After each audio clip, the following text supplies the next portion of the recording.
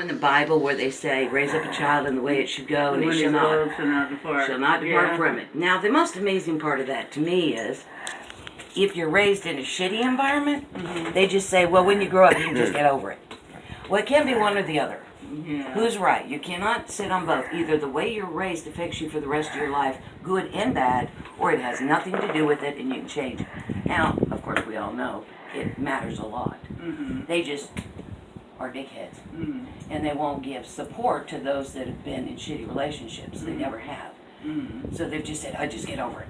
Well, the truth of the matter is that same concept affects you for the rest of your life. So you've got to make peace with that, no matter what. You had a shitty lifetime, you tend to look at people like they're dangerous, and you've got to fix that. So you go through your day knowing if you spend a great deal of time in fear, which most of us have, certainly starseeds have, because they don't understand this place, so they're afraid of it. So you've got to start dealing with the fear first. So anytime you feel fear, and by the way, worry is fear. You may call it something else, but it is a mild form of fear. You've got to get rid of worry altogether. Period. End of story. Without getting rid of fear and worry, you can't get out. You can't even get up very far in 4D. And it will take you right back down in a split second. Okay? So you go through your day moment to moment on top of what you're thinking, how you're feeling really is faster.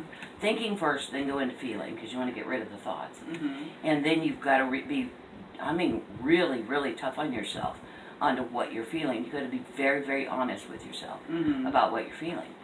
Because if you're not honest, you can't correct it. Because the subconscious will still have it. Yeah. So if you don't go down deep and really be truthful with where you're standing and have a discussion with you. Now, you know some of my life.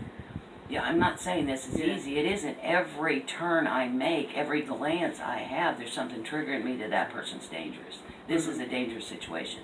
At which point I've got to instantly, because at this point, mostly I've got less than 3 seconds to fix this, or I'm going to create havoc.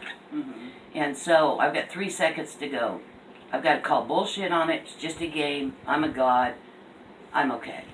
And that's about how much time I've got. So I don't have time to think it out. I don't have time to ruminate about it. I don't have time to human it out. I've got to do it wicked fast. So that's the reason why my things become very short. I call bullshit, none of my business. I want to be happy, period, end of story. Smile, move on. And until the next trigger. And it happens hundreds of times a day. It used to happen thousands of times a day. But eventually it does get better. It does get easier. So what you're trying to do is your whole life you've been trained to be in fear and worry. That's what you've been trained since you were tiny. It's what you're trained in Storm to do. Be careful, be careful, be careful, be careful. Watch out, watch out, watch out. That's, oh my God, millions if not billions of people telling you from the time you're tiny that it's a scary world out there. Yeah. Okay? You've got to counter that. And the countering to get out of this is, no, it's not. This has always been me. It will always be me. There's nothing to be afraid of, and even if I fuck it up, I can fix it because I'm a god. And that process is what I do every day. That's what everybody's got to do. Yeah. Now, however you do that, whether it's with stones, with products that smell good, with flowers, with people that are around you, with your job, with your art, with your music, however you need to do that, is how you need to do it, but that's what's got to be done to get out. You cannot allow yourself to continually respond the way you've been trained to. And the good thing about you is you can do whatever you want to Storm. He's not paying any attention to you. So it looks like you're training him to be in fear, but most of the time he's just, when he's screaming at you, he's going, F you, I don't buy it. So I don't get all emotional about it with him, except for the dog, which he'll get over that too. As soon as he can talk to her. She's new on the planet too. She's about a year old now. Oh, okay. So she's just a baby. She's not very good at it either. So eventually, the older he gets, the better he'll be able to talk to animals. And he'll talk to animals much better than humans. Because humans are the most difficult animal of all to communicate with. Yeah. Without a doubt. Because animals are pure, they're not deceptive. And humans are non-stop deceptive. You have to let go layer upon layer upon layer to try to find where the truth is and sort it out. It is very, very tricky. Very, very tricky. Which is what kind of stay away from them because it's so hard to keep up with, and they move fast. Mm-hmm. And long-term humans move the fastest. Mm-hmm. And I'm going, what? Whoa, stop. And I like fast. Well, I'm telling you that. But they still drive me crazy. They still drive me crazy. But it's good to have a friend, one of them that's a friend. Mm-hmm. Because they're protect you in this crazy place. Are you live? No, it's not live. Just recording? It's recording.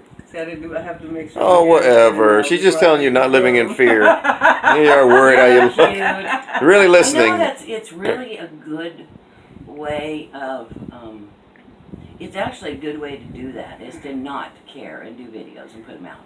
Mm-hmm. You'll be shocked at the amount of people that will respond and say, wow, you look so pretty, Mm-hmm. when you just accept the way you are, Mm-hmm. no matter what. Yeah. And I got a lot more positive whenever I started just doing shit whenever. Mm-hmm. You know, whenever I don't care if I was out in the middle of the woods and I was covered in sweat and my hair was all scraggly. You know, you just, Yeah. there is something in that confidence Mm-hmm. that is so much stronger vibration than doing it all up. Mm-hmm. That's like fake confidence. Yeah. But if you don't care, that confidence shines way stronger than the confidence you get when you get all Yeah, dressed I up. saw that I started to get stronger when I took my dreads out and I started doing videos. I was forced. I was stuck there. I didn't have a way to get my hair done, and I had to deal with it. But I saw myself. At first, it was hard to do a video, and then afterwards, I found myself just okay with it and more confident about it. And everybody did say, "You look so beautiful. I love your hair." It was a huge difference. It was vibrationally. Uh-huh. It was a huge Yeah, difference. people would call me, "Oh my God, you're ascension. You're transforming." Yeah, you were.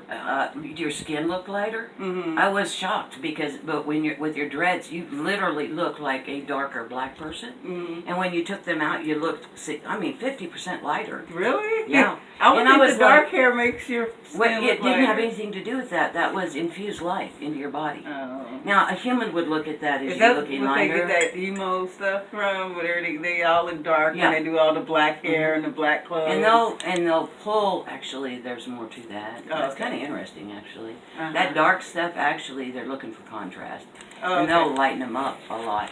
They're drawing a lot more light, so you'll see that bang bang difference. Oh, You see okay. very white skin and very dark hair because they Uh-huh. like that contrast. Yeah. So what they're doing is looking for the contrast. They're trying to find the good Mhm. by going deep into the dark. They're trying to find the light by leaning into the dark because it's easier to see the light when you're in the dark, Mhm. right? Yeah. That's what they're doing. Mhm. But yeah, you were a lot different. It was a lot different. Yeah. I was shocked. I went over and I went, whoa, that wasn't me just because of dreads? Okay. So I went back, of course, and I found the dreads. Mhm. It wasn't the dreads, of course. Yeah, you It was would the check attitude. it. Yeah.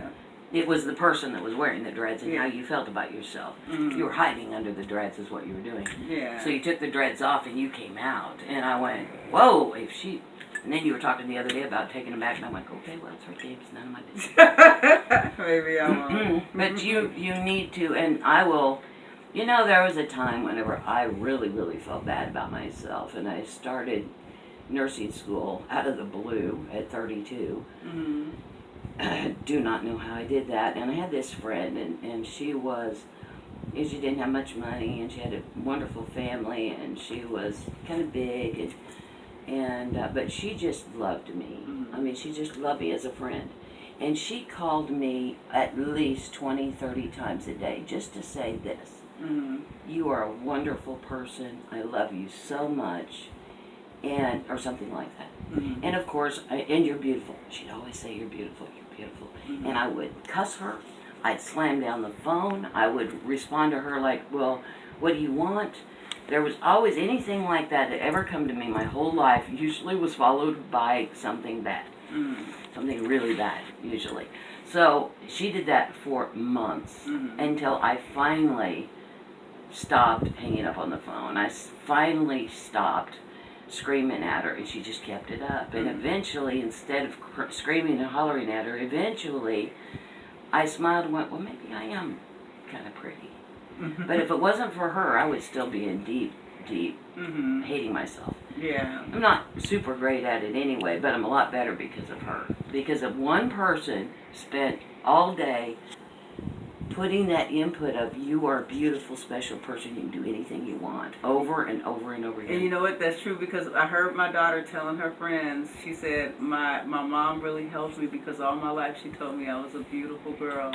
And she said, and I had self-confidence all my life. And she said, I really feel like it helped me in my adulthood to have someone there in my corner telling me I was beautiful. Well, if you look at the situation for everybody, but especially women, how many times a day do you get hit with you're not good enough, certainly not pretty enough? I mean, we see drop-dead gorgeous women that are told they're not good enough. What do we stand a chance? Yeah. However, over the years, I've looked at guys' eyes through different eyes as I was older, and most guys see beauty in every woman.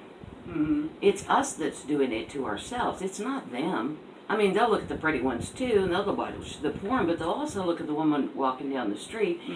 But then what they show us on TV is that if you're not good enough, they call us dogs. Yeah. But I have not seen that in the last 10 years.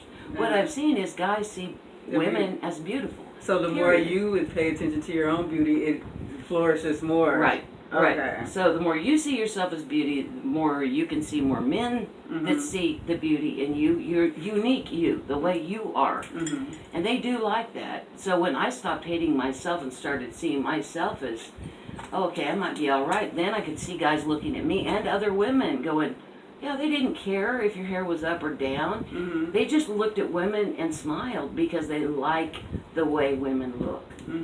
But I couldn't see that because I bought into everything that had been drilled into me. So you have to undrill, you have to unlearn everything that you've been taught.